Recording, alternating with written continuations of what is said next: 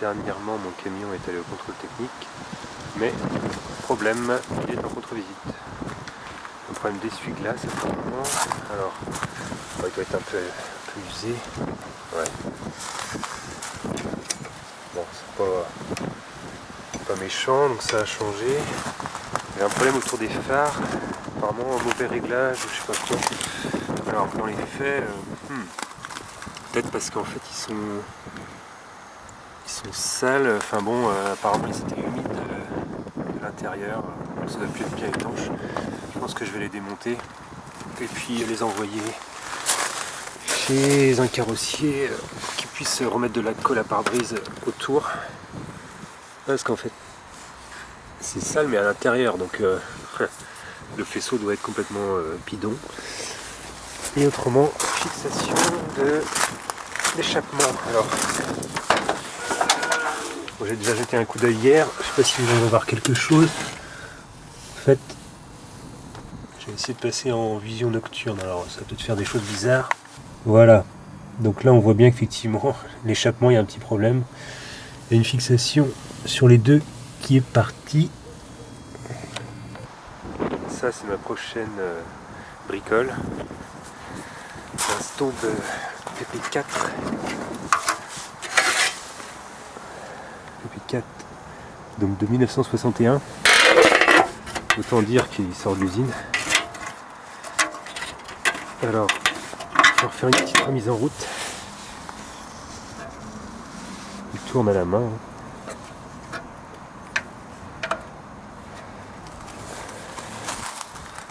Bon, j'ai pas du tout vocation à garder ça. Donc je vais juste le faire démarrer et puis je vais le revendre tel quel.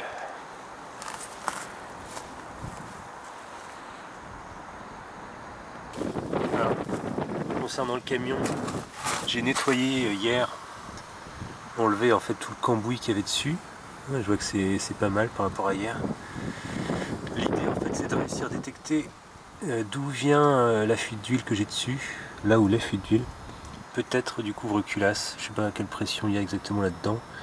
Mais c'est vrai que autrement, là ça a l'air propre, mais toute la culasse, tout le couvre-culasse était noir de cambouis, principalement de l'huile. Hein.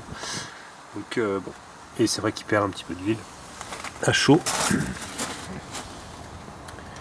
avec un échappement normal, donc je pense pas que ça parte dans l'échappement. Donc l'idée en nettoyant le moteur, c'est de détecter plus facilement une fuite. Idem de la vue intérieure. Jusqu'ici le couvre-culasse n'était pas aussi propre, donc là je l'ai tout nettoyé. Il y avait du noir partout, ici, par là aussi on en voit encore des petites traces, des petites coulées. Donc l'idée c'est vraiment de voir s'il y a de l'huile qui sort, peut-être par le joint de couvre-culasse, et non pas le joint de culasse évidemment. Ça c'est juste un joint comme ça de couvre-culasse. Peut-être qu'il faudra le changer. C'est simple, hein, il suffit d'enlever les écrous qui sont ici, on vire le couvre-culasse, on change le joint, enfin voilà, ça il y en a pour 10 minutes. J'irai voir chez Mercedes demain s'ils ont encore ce genre de pièces, normalement oui. Peut-être aussi changer, là c'est un peu cheap, alors là on voit bien la commande ici, donc là c'est l'accélérateur. Si j'appuie, voilà, on voit le mécanisme hein, qui va jusqu'ici et qui est renvoyé par le bas et qui va en fait commander la pompe à injection. En fait il y a tout un mécanisme, et le problème potentiel aussi c'est que ici c'est complètement une réparation bidon avec du fil de fer. Bon, ça a l'air de... il n'y a pas de jeu particulier, mais bon, tant que je suis à régler des petits détails sur le camion, je pense que je vais quand même changer ça. Apparemment, pour déposer un phare, il faut tomber la calandre, car voilà les fixations, sachant que bon il n'y a rien d'autre. Hein. Et pareil de l'autre côté, voilà, donc évidemment pour y accéder, il va falloir démonter la calandre. Allez, c'est parti.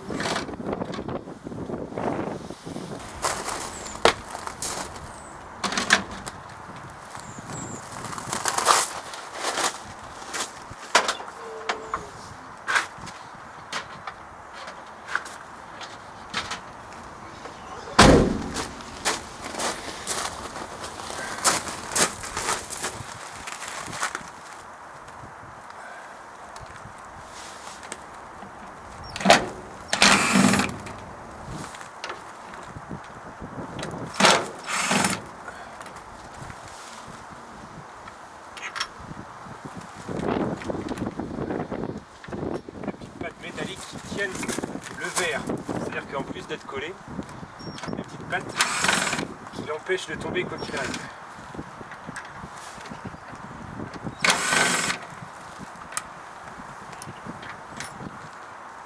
Ceci étant dit, voilà, donc là il est quand même collé, donc on peut effectivement déposer le phare.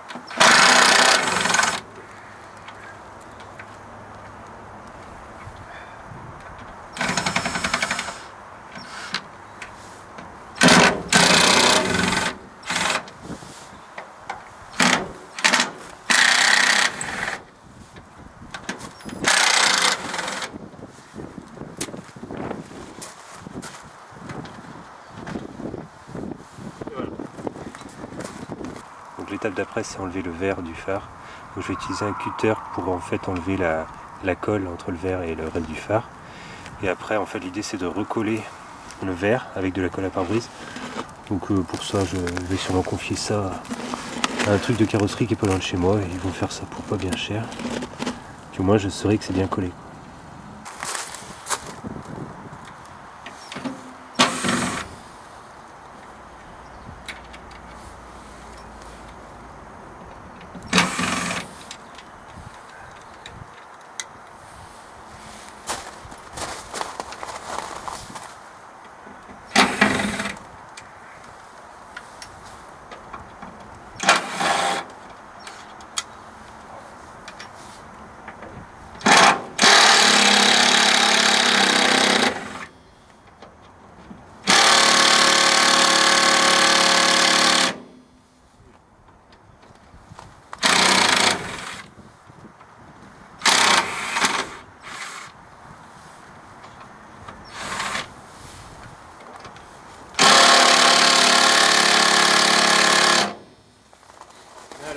Récalcitrante.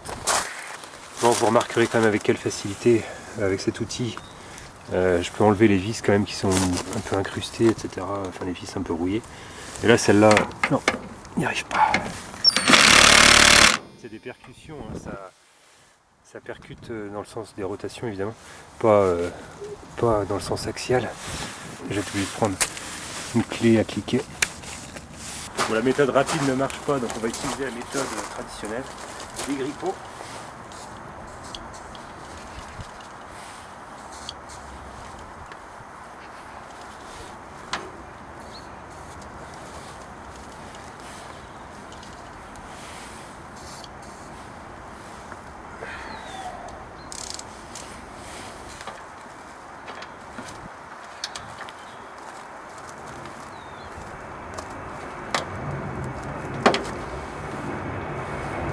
Bon, donc j'ai essayé rapidement avec une clé à cliquer et ça veut pas.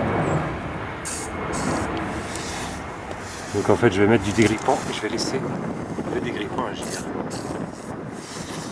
Voilà. Et ben dans ce genre de cas il vaut mieux pas trop insister. Je vais laisser le dégrippant faire son boulot. Parce qu'autrement ça va niquer la tête de vis et je serai pas plus avancé. Je vais laisser comme ça jusqu'à demain et puis on va voir. Il a fière allure comme ça mon camion, non? Bon, autrement la couillonnade c'est qu'il vaut mieux que je note là-dessus que ça c'est le côté passager. En plus il y a un déflecteur à l'intérieur, j'avais jamais vu ça. Donc je vais noter côté droit. Bon, quoi qu'il arrive ça mérite de l'ouvrir, en tout cas de le nettoyer, qu'on voit ce qu'il y a à l'intérieur.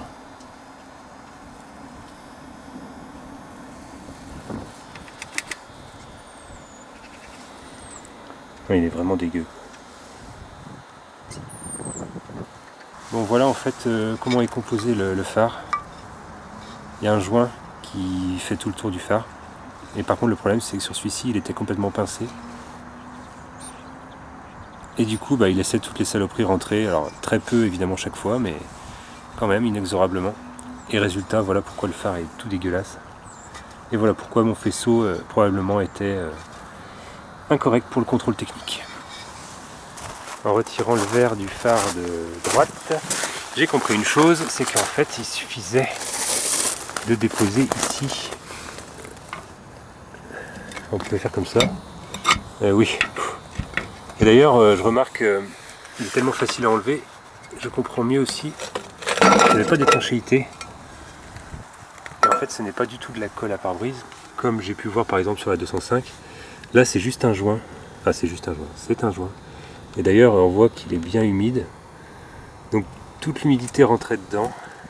C'est vrai qu'il a beaucoup plu ces derniers jours, mais quand même. On voit qu'il y a plein de merde à l'intérieur. Ça commence à faire rouiller l'intérieur du phare. Des débris de verre. Je sais pas trop ce qui s'est passé avec ce truc. Bon bah en tout cas, effectivement, j'ai bien fait d'ouvrir. Il y a de la flotte à l'intérieur. Donc si je veux avoir mon contrôle, il va falloir réparer tout ça.